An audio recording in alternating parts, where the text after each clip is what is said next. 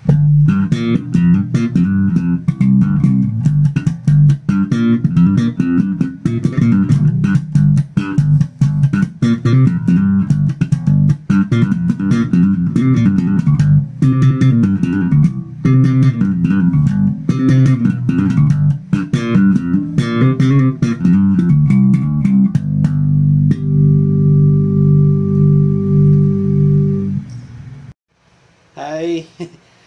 it's been a while since I made the video, and I will stay with my commitment that I will help fellow junkies, especially those that are just starting playing the bass. Okay, so I already made a video of this, but I think I deleted it. But I'm doing it again because I believe it's important, and it's also a question of mine when I was beginning. Usually basses come in 4 strings, or this one is a 5. So what bass should I use, the 5 string or the 4 string? Okay, are there significant differences between the two of them? Well, we'll discuss it in a short while, so stay tuned.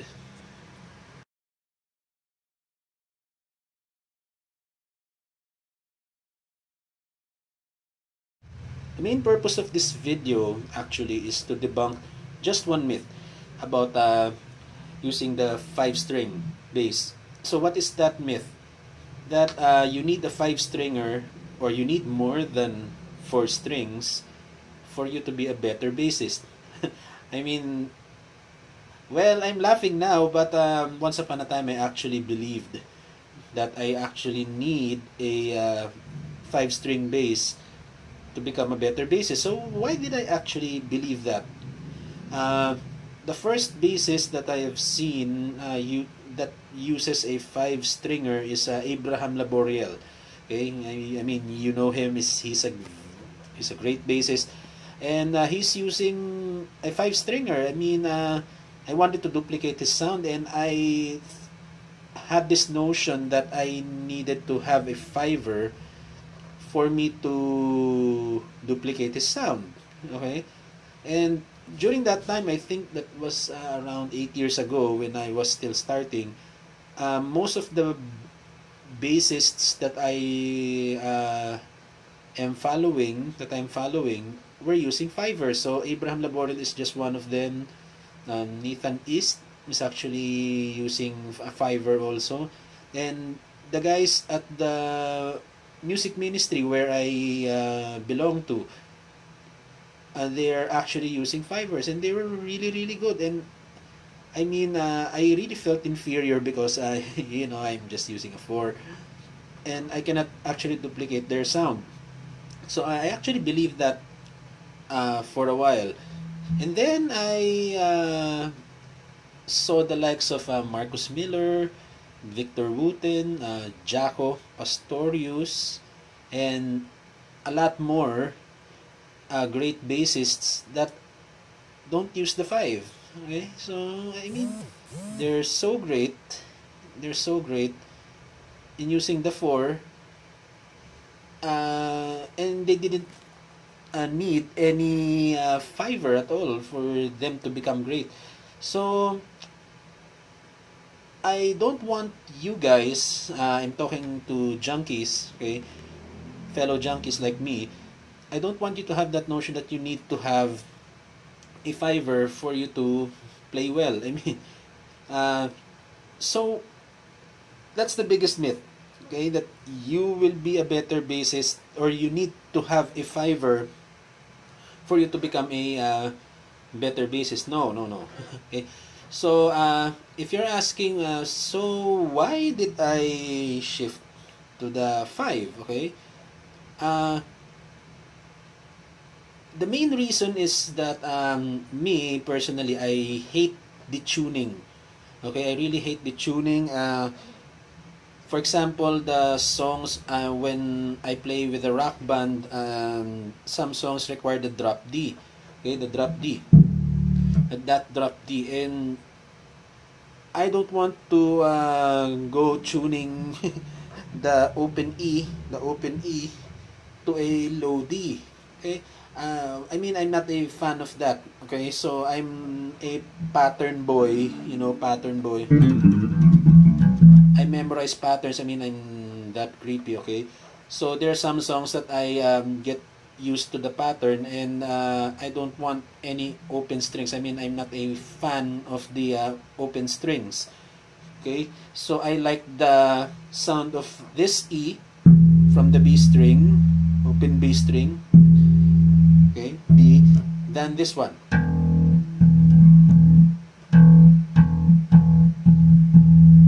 Okay, so I'm not really an open string guy. Okay, I mean, if you're an open string guy, you might have some issues with the nut and the bridge, because the nut really plays a big role in open strings. Okay, nothing bad with open strings, I just don't like them. Okay, so you may there's nothing wrong if you love the open string.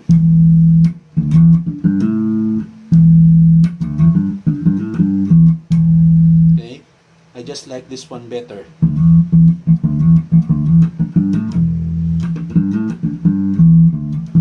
Okay, it's just personal preference. Okay, I don't like my hand going away, my left hand going away from the fretboard as much as possible. It's just a personal preference. Okay, nothing more, nothing less. Okay, I just like the sound of the E better here when I play it in the B.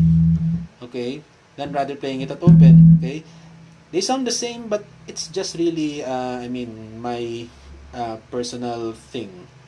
Okay, and also you get to play the low B's. Okay, okay, so therefore you can also play the low C, C sharp, and then D. Okay, so if you are in the heavy rock thing, like the Ramstein like sounds, okay, they love that open deep C. Okay, so it brings a lot of drama to that. I mean, it's just really personal. Okay, so if you're a beginner, which bass will I recommend? Actually, either. Okay, you might want to try it out first. Okay, try it out, because another obvious disadvantage of the 5-string bass, it has a thicker, no, not really thicker, wider fretboard, wider neck, wider fretboard. So if you have small hands like mine, it will be a little hard to mute. Okay, especially when you do slap.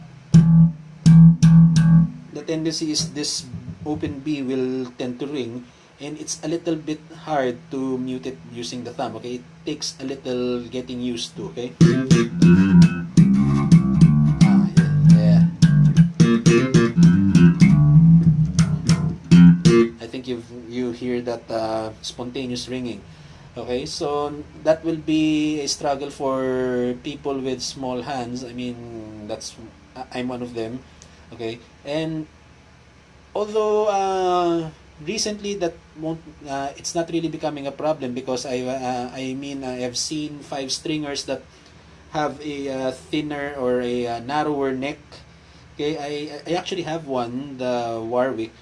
It has a thin, narrower neck and narrower string spacing. So for those with smaller hands, okay, that you may want to consider getting that one, the Warwick rock bass, the 5ers. Okay, so I think that's just the problem, muting. Okay, muting and well, yeah, muting.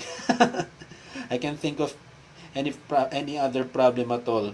Okay, unlike the 4, muting is actually easier. So of course, I recommend that you start with the 4 string. Okay, but if you want to begin with the 5-string, that will be fine also. Okay, but again, I'm reminding you, if you're using the 5, it doesn't mean that you are a better bassist. Okay, it will not make you a better bassist. Okay, so it's just personal preference. So I'm using a 5.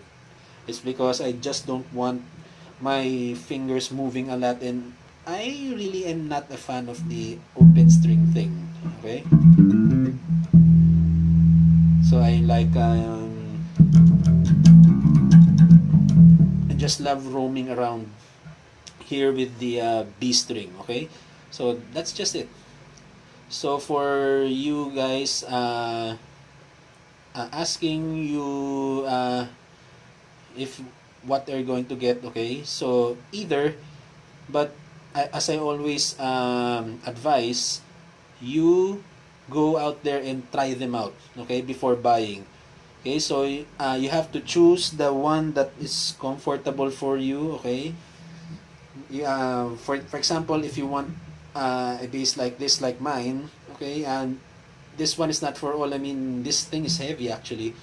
You might want a lighter one, okay, and in my experience only, okay, I could be wrong.